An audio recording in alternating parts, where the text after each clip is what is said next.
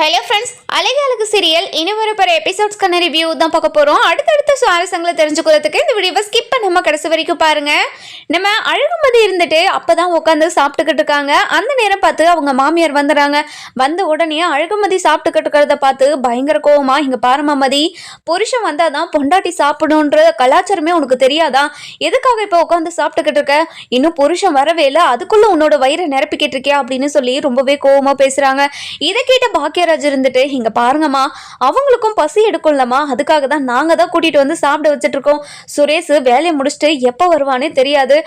அப்படி இருக்கும்போது மதிய நம்ம பசியோட வச்சிருக்க கூடாதுமா, அது ரொம்ப பெரிய தப்புமா, ஏமா இதுக்கெல்லாம் இப்படியெல்லாம் பேசிக்கிட்டு இருக்க அப்படின்னு சொல்லவும், இதை கேட்ட மலர் இருந்துட்டு ரொம்பவே சந்தோஷமா பாக்கியராஜை பார்த்துக்கிட்டு இருக்காங்க. அதுக்கப்புறம் நம்ம அதாவது பாக்கியராஜோட அம்மா இருந்துட்டு, இங்க பாரு பாக்கியராஜே, நீ கொஞ்ச நேரம் அமைதியா இரு, இங்க பாருமா, இன்னையோட லாஸ்ட், இனிமே இந்த மாதிரி எல்லாம் பண்ற வேலை வச்சுக்காத, உன் புருஷன் வந்தா மட்டும்தான் நீ சாப்பிடணும் அப்படின்னு சொல்லிட்டு கோவமா போயிடுறாங்க. அதுக்கப்புறம் நம்ம மதி இருந்துட்டு அப்படியே சாப்பாடை விட்டுட்டு எழுக ஆரம்பிச்சிடறாங்க. அதுக்கப்புறம் நம்ம மலர் இருந்துட்டு, இங்க பாருமதி, அவங்க எப்பவுமே இந்த மாதிரி தான் பேசுவாங்க, அவங்களுக்காகலாம் நீங்க சாப்பிடாமலாம் இருக்கக்கூடாது, வாங்க சாப்பிடுங்க அப்படின்னு சொல்லிட்டு கூப்பிடுறாங்க. இல்லைங்க எனக்கு போதும் அப்படின்னு சொல்லிட்டு கை கழுவிட்டு ரூமுக்கு போயிடுறாங்க. அந்த நேரம் பார்த்து நம்ம சுரேஷ் வந்துடுறாங்க. வந்த உடனே நம்ம மலர் இருந்துட்டு, இங்க பாரு சுரேஷ், கல்யாணம் ஆயிடுச்சுன்னு உனக்கு நினப்பு இருக்குதா இல்லையா? வீட்டில் ஒரு பொண்டாட்டி இருப்பாங்கன்னு நினப்பு இருந்தா கொஞ்சம் சீக்கிரமா வா, சரியா? முதல்ல அந்த பொண்ணுக்கிட்ட போய் பேசி உங்க ரெண்டு பேருக்குள்ள இருக்கிற சண்டையை முடிக்க பாருங்க, சரியா அப்படின்னு சொல்லிட்டு உள்ள அனுப்பி வைக்கிறாங்க. அதுக்கப்புறம் என்ன, நம்ம சுரேஷ் இருந்துட்டு உள்ள போகவும் நம்ம மதி ரொம்பவே பயந்து போயிடுறாங்க. இங்க பாருங்க, நீங்க எதுக்காக என்னை கல்யாணம் பண்ணீங்கன்னு எனக்கு தெரியும், என்னை அடக்கி என்கிட்ட இருந்து ஏதோ எதிர்பார்க்குறீங்க அப்படி தானே அப்படின்னு சொல்லி கேட்கவும், இங்க பாரு, ஏதோ ஒரு சந்தர்ப்ப சூழ்நிலையால் தான் உன்னை கல்யாணம் பண்ணிக்கிட்டதை நினைச்சாவே எனக்கு அவ்வளோ அருவருப்பாக இருக்குது, முதல்ல இங்கேருந்து போயிடு அப்படின்னு சொல்லவும், இங்கேருந்து போனால் நான் எங்கே போட்டோம், இங்கே பாரு, நீ முதல்ல என் பக்கம் கிட்டெல்லாம் வரக்கூடாது அப்படின்னு சொல்லிடுறாங்க. இங்கே பாரு, நீ அதை வேற நினச்சிக்கிட்டு இருக்கியா? இங்கே பாரு, அந்த மாதிரிலாம் எனக்கு சுத்தமாக நினப்பே இல்லை, முதல்ல எனக்கு என் வேலை போகிறதுக்கு காரணமாக இருந்தது நீ தானே, அந்த கேஸை வாபஸ் பண்ணிட்டேன்னா எனக்கு கண்டிப்பாக வேலை கிடச்சிரும், முதல்ல அந்த கேஸை வாபஸ் பண்ணுறதுக்கு வழியை பாரு அப்படின்னு சொல்லிடுறாங்க. இதை கேட்ட உடனே, ஓ இதுக்காக தான் என்னை கல்யாணம் பண்ணியா? என்னை கல்யாணம் பண்ணால் எந்த பிரச்சனையும் வராது, நான் எந்த கேள்வியும் கேட்க மாட்டேன், அது மட்டும் இல்லாமல் இப்போ கேஸை வாங்கிட்டா உனக்கு வேலையும் திரும்ப வந்துடும், அதுக்காக தானே இது எல்லாத்தையுமே பண்ணிக்கிட்டு இருக்க, கண்டிப்பாக அது மட்டும் நான் பண்ணவே மாட்டேன், அந்த கேஸை மட்டும் வாபஸ் பண்ணவே மாட்டேன், நீ தப்பு பண்ணியிருக்கல, உனக்கு தண்டனை அனுப்ப வச்சே ஆகணும், அதனால கண்டிப்பாக இந்த வேலையே போனாலையும் உனக்கு இந்த கேஸை மட்டும் நான் வாபஸ் பண்ணி கொடுக்கவே மாட்டேன் அப்படின்னு சொல்லிட்டு அவங்க படுத்து தூங்கிடுறாங்க. இதெல்லாம் கேட்ட சுரேஷ்க்கு பயங்கரமாக கோவம் வந்தது. இங்கே பாரு, ஒழுங்கு மரியாதை நீ கொடுத்த கேஸை வாபஸ் பண்ணிடு அப்படின்னு சொல்லிடுறாங்க. இதை கேட்ட உடனே நம்ம மதி இருந்துட்டு ரொம்பவே கோவமா, இங்கே பாரு, நானே ரொம்ப டயர்டாக இருக்கேன், 2 நாளாக நான் தூங்கவே இல்லை, உன்ன மாதிரி ஒருத்தரை கல்யாணம் பண்ணிக்கிட்டு என்னோட வாழ்க்கையை எப்படி வாழ போகிறேன்னு நினச்சாவே எனக்கு ரொம்ப பயமாக இருக்குது, இதுக்கிடையில் நீயும் என்னை டென்ஷன் ஆத்தாத, முதல்ல உன்னோட வேலையை பாரு அப்படின்னு சொல்லிட்டு அவங்க பாட்டுக்கு தூங்க ஆரம்பிச்சிடுறாங்க. இதெல்லாம் பார்த்துக்கிட்டு இருந்த சுரேஷ் ரொம்பவே கோவமாக வெளியே போயிட்டு நம்ம தங்கராஜுக்கு கால் பண்ணுறாங்க. இங்கே பாருங்க மாமா, எனக்கு இப்படி ஒரு கல்யாணத்தை பண்ணி வச்சுட்டீங்களே மாமா, அவள் எவ்வளோ திமிரா பேசுகிறான்னு தெரியுமா உங்களுக்கு? அதுவும் அந்த கேஸை வாங்கினாதான், அதாவது கேஸை வாபஸ் வாங்கினாதான் எனக்கு வேலையை கிடைக்கும், அந்த கேஸை வாபஸ் வாங்கினா அவள் வாங்கவே முடியாதுன்னு சொல்கிறா, அவ்வளோ திமிரா சொல்கிறா. இங்கே பாரு சுரேஷ், நீ பயப்படாமல் போய் தூங்கு, நான் நாளைக்கு வந்து பேசிக்கிறேன், நீ கவலைப்படாத, மற்றது எல்லாத்தையும் நான் பார்த்துக்கிறேன், நீ கவலைப்படாமல் போய் தூங்கு அப்படின்னு சொல்லிடுறாங்க. அதுக்கப்புறம் என்ன, நம்ம சுரேஷ் இருந்துட்டு ரொம்பவே கோவமாக போயிட்டு அதாவது படுத்து தூங்க ஆரம்பிச்சிடறாங்க. அடுத்த நாள் காலையில் விடியாத்துக்கு முன்னையே நம்ம அதாவது தங்கராஜ் வீட்டுக்கு வந்துடுறாங்க. வீட்டுக்கு வந்த உடனே நம்ம மதி தூங்கிக்கிட்டே தான் இருக்காங்க. அந்த நேரம் எழுவேல. அதுக்கப்புறம் என்ன, வீட்டுக்கு வந்த உடனே நம்ம பாக்யராஜோட அப்பா அம்மா கிட்ட, அத்தை மாமா எங்கே இருக்கீங்க அப்படின்னு சொல்லி வந்துட்டுருக்காங்க. அதுக்கப்புறம் வந்து, மாப்பிள்ளை வாங்க மாப்பிள்ளை, என்ன மாப்பிள்ளை திடீர்னு காலையிலே வந்துட்டுருக்கீங்க அப்படின்னு சொல்லி கேட்கவும், வீட்டில் இருக்கிறவங்க எல்லாரும் எந்திரிச்சிட்டாங்களா அப்படின்னு சொல்லி கேட்குறாங்க. இன்னார் வரைக்கும் யாராச்சும் தூங்குவாங்களா? எல்லாம் எந்திரிச்சிருப்பாங்க, சொல்லுங்கள் மாப்பிள்ளை என்ன விஷயம்? சரி மதிய வர சொல்லுங்கள், அவகிட்ட ஒரு சில விஷயத்த பேசணும் அப்படின்னு சொல்கிறாங்க. அதுக்கப்புறம் மலரே இங்கே வாங்க மலரே அப்படின்னு சொல்லிட்டு அவங்க மாமியார் கூப்பிடுவோம். அதுக்கப்புறம் மலர் வந்துட்டு, வா சொல்லுங்க அத்தை என்ன விஷயம் அப்படின்னு சொல்லி கேட்குறாங்க. சொல்கிறாங்க, இங்கே பாரு மலரு, போயிட்டு மதியை கூட்டிகிட்டு வா அப்படின்னு சொல்கிறாங்க. அதுக்கப்புறம் என்ன, நம்ம மதி நல்லா தூங்கிக்கிட்டு இருக்கிறத பார்த்துட்டு, இங்கே பாருங்க அத்தை, அவங்க ரொம்ப டயர்டில் தூங்கிக்கிட்டு இருக்காங்க.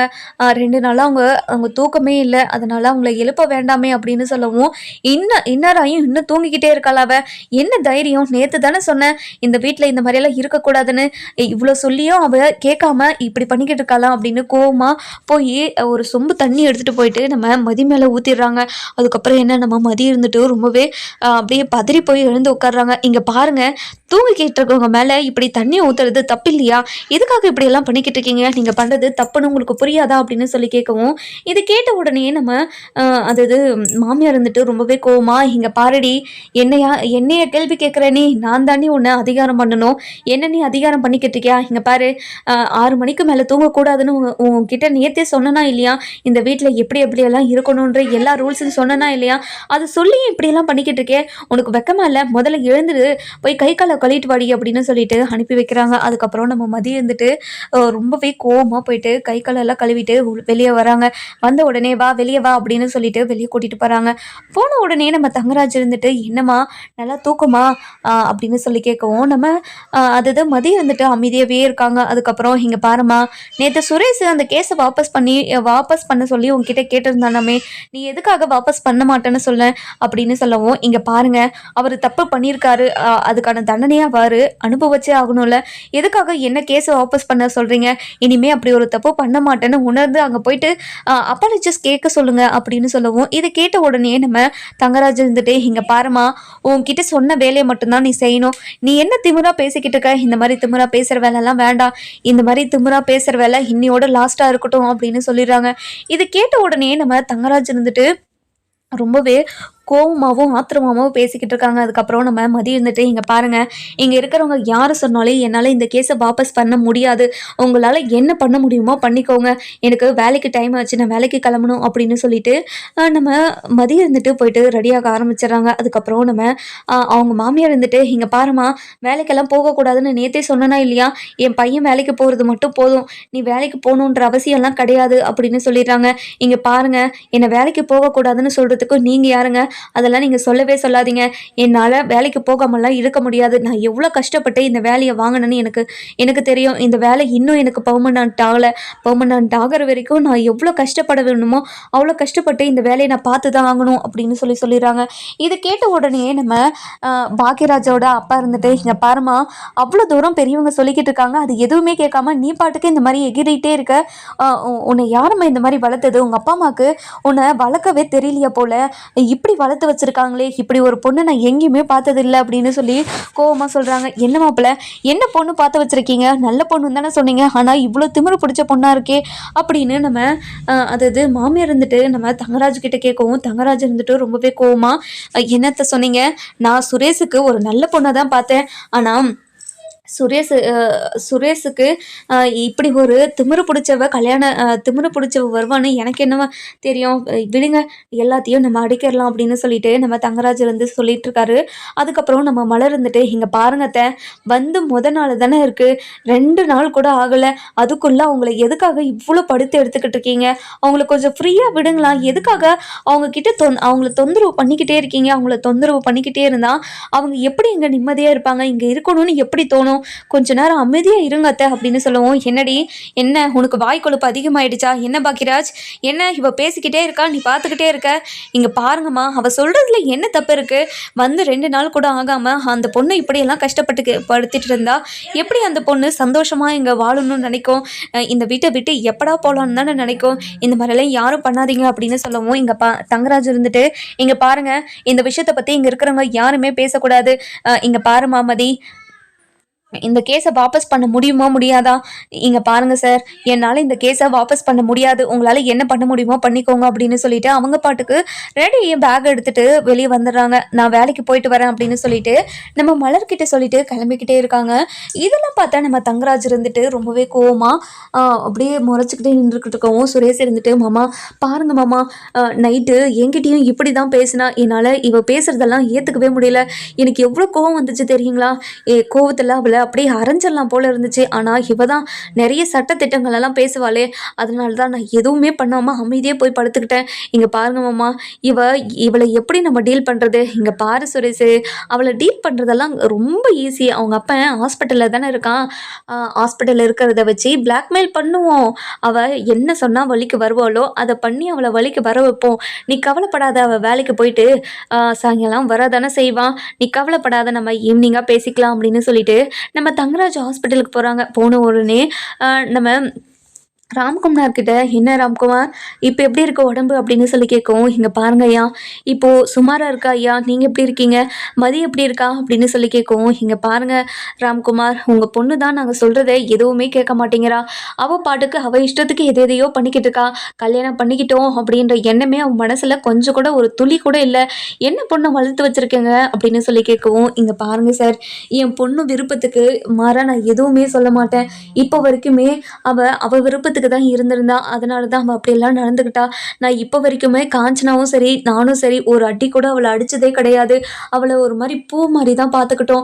நீங்களும் அதே மாதிரி பார்த்துக்கோங்க சார். உங்களை நம்பி தான் என் பொண்ணை உங்கள் வீட்டுக்கு அனுப்பி வச்சுருக்கேன். இங்கே பாரு ராம்குமார், நாங்கள் சொல்கிறதெல்லாம் கேட்டு அவள் நடந்தானா ரொம்ப சந்தோஷமாக இருப்பாள். ஆனால் நாங்கள் சொல்கிறத கேட்காம அவள் பாட்டுக்கு ஏதாவது பண்ணிக்கிட்டே இருந்தானா கண்டிப்பாக கஷ்டம்தான்.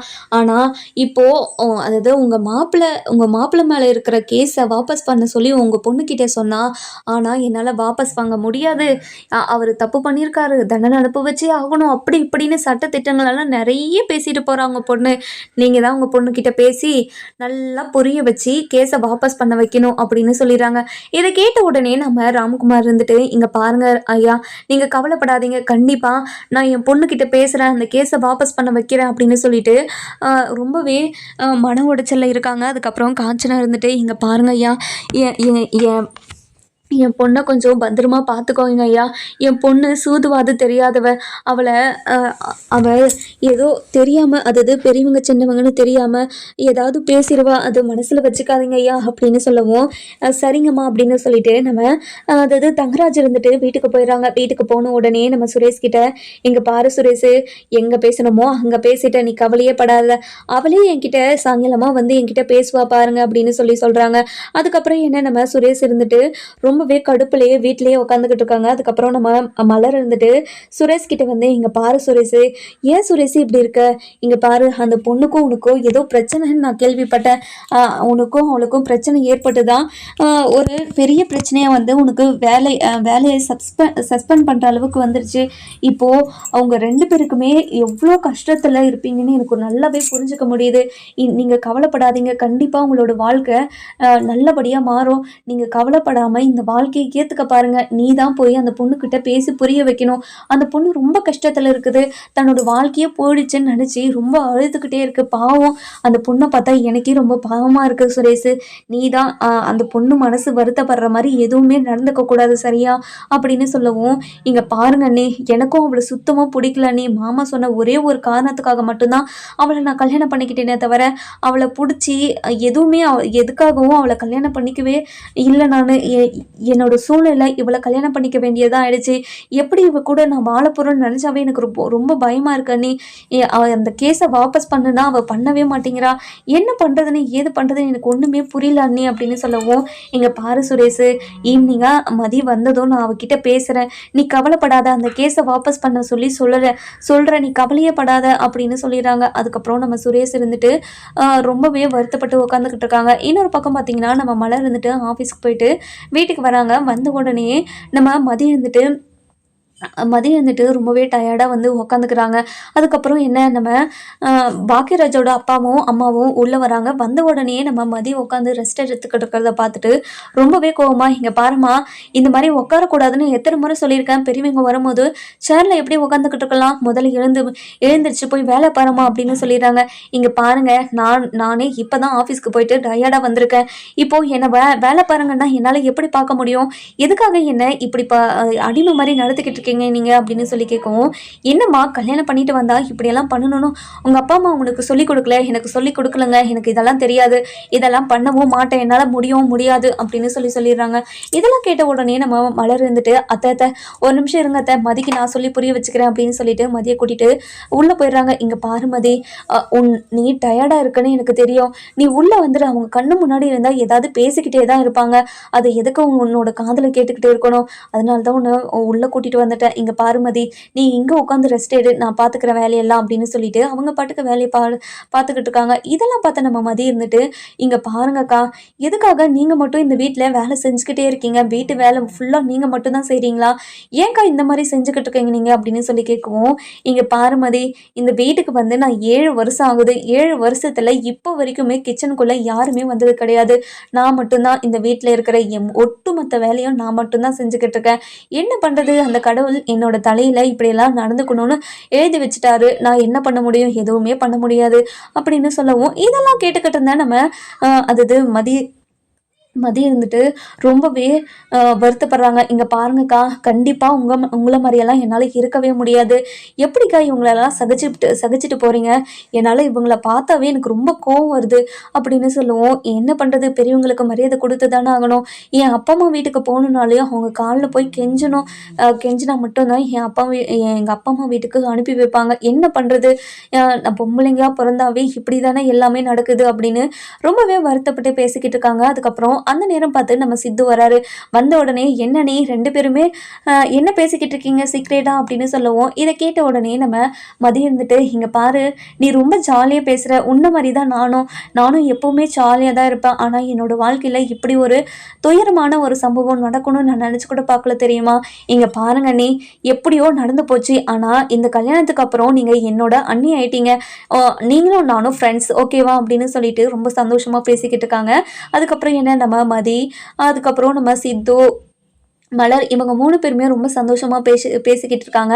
அந்த நேரம் பார்த்து நம்ம ஸ்ருதியும் வராங்க. வந்த உடனே நம்ம மதியை பார்த்துட்டு, அண்ணி எப்போ நீ வந்தீங்க, நீங்கள் வந்ததை நான் பார்க்கவே இல்லை, பார்த்துருந்தேன்னா உடனே வந்து உங்ககிட்ட பேசியிருப்பேன், இங்கே பாருங்க அண்ணி, நீங்கள் உங்களை பார்த்தா நீங்கள் ரொம்ப வருத்தத்தில் இருக்க மாதிரி தெரியுதுங்க அண்ணி, நீங்கள் வருத்தப்படாதீங்க, கண்டிப்பாக உங்களுக்கு பிடிச்ச மாதிரி ஒரு வாழ்க்கை உங்களுக்கு மாறும், நீங்கள் கவலையப்படாதீங்க அண்ணி, இப்படி ஆகிப்போச்சுன்னு நினச்சி நீங்கள் வருத்தப்பட்டு உட்காந்துக்கிட்டு இருக்காம நீங்கள் சந்தோஷமாக இருக்கணும் சரிங்களா, இது புது இடம் புது ஆளுங்க அப்படின்னாலாம் நினைக்காதீங்க, நாங்கள் எல்லாருமே உங்கள் குடும்பம் தான் அப்படின்னு சொல்லிட்டு ரொம்ப சந்தோஷமாக பேசிக்கிட்டு இருக்காங்க. அப்படியே சிரித்து பேசிக்கிட்டு இருக்காங்க.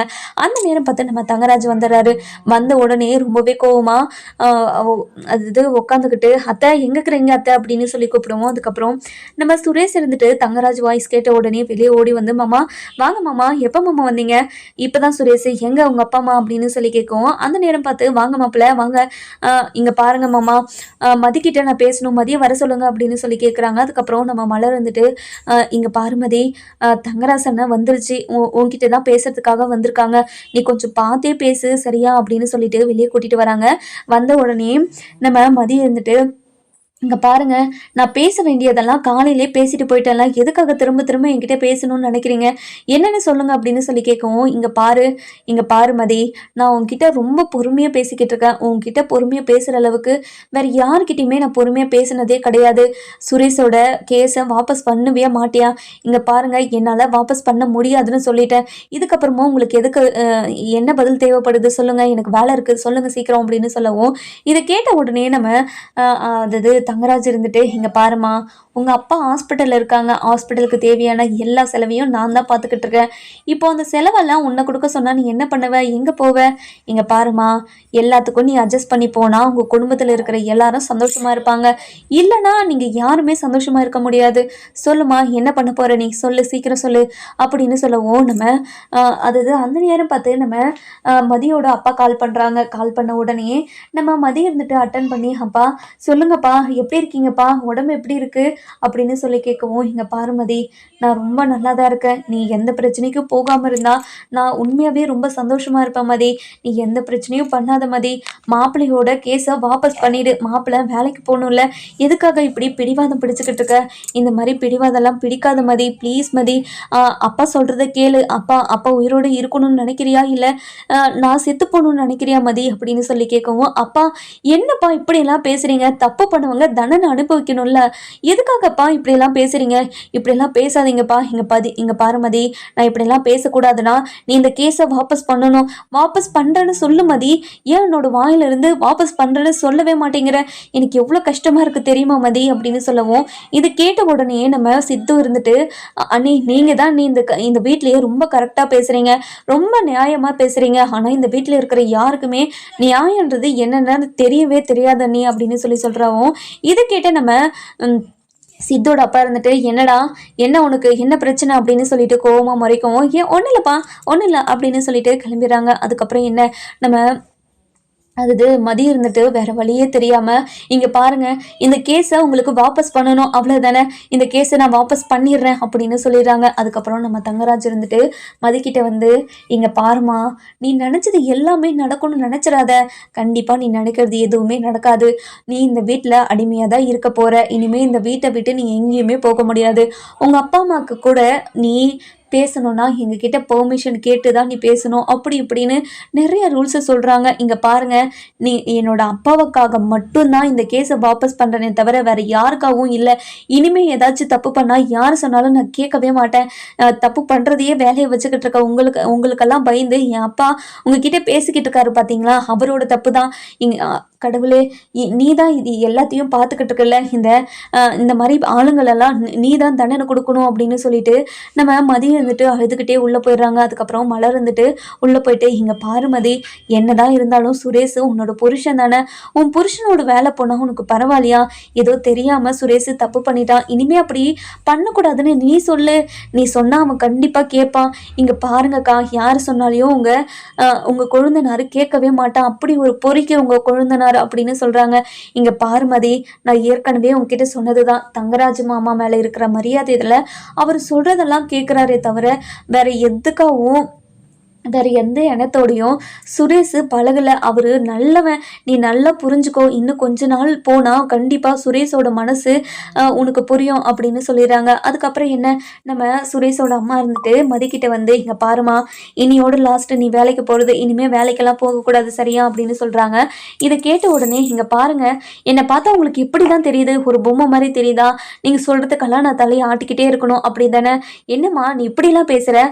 பெரியவங்களுக்கு மரியாதை கொடுத்து பேச தெரியாதா? பெரியவங்க பேசிக்கிட்டு இருக்கும் போது நடுவுலயே குறுக்குலையும் எதுவுமே பேசக்கூடாதுன்னு உனக்கு தெரியாதாமா? என்னம்மா இப்படியெல்லாம் பேசிக்கிட்டு இருக்க? உன்னை என்ன வளர்த்து வச்சிருக்காங்க? இங்க பாருங்க, தப்பு பண்ணுறவங்க கிட்ட நான் எப்படி பேசணுமோ அப்படி தான் பேசிக்கிட்டு இருக்கேன். அது மட்டும் இல்லாமல் நீங்கள் எனக்கு எவ்வளோ மரியாதை கொடுக்குறீங்களோ அவ்வளோ மரியாதை உங்களுக்கு நான் கொடுக்குறேன். இதை விட என்ன வேணும் உங்களுக்கு? இதை விட இதுக்கு அதிகமாக என்கிட்ட எதுவுமே எதிர்பார்க்காதீங்க, அது என்னால் எதுவுமே பண்ண முடியாது அப்படின்னு சொல்லிட்டு உள்ளே போயிடுறாங்க. அதுக்கப்புறம் நம்ம தங்கராஜ் கிட்ட, மாப்பிள்ளை என்ன மாப்பிள்ளை, என்ன பொண்ணு இது? இப்படி ஒரு பொண்ணை என் பையனுக்கு கல்யாணம் பண்ணி வச்சுட்டீங்களே, என் பையன் எப்படி சந்தோஷமா இருப்பான் அப்படின்னு சொல்லுவோம். இது கேட்ட உடனே பாக்கியராஜ் இருந்துட்டு, இங்கே பாருங்கம்மா, இந்த விஷயத்துல அந்த பொண்ணு கொஞ்ச நாள் ஃப்ரீயா விடுங்கம்மா, இப்பதான் உங்களுக்கு கல்யாணம் ஆயிருக்கு, அவங்க 2 பேருக்குமே தெரியாது இப்படி ஒரு கல்யாணம் நடக்கணும், இப்படி ஒரு கல்யாணத்தை அவங்களுக்கு ஏத்துக்கவே ரொம்ப டைம் ஆகும், அதனால அவங்களுக்கு கொஞ்சம் டைம் கொடுமா, அவங்கள நீ கஷ்டப்படுத்திக்கிட்டு இருக்காது அப்படின்னு சொல்றாங்க.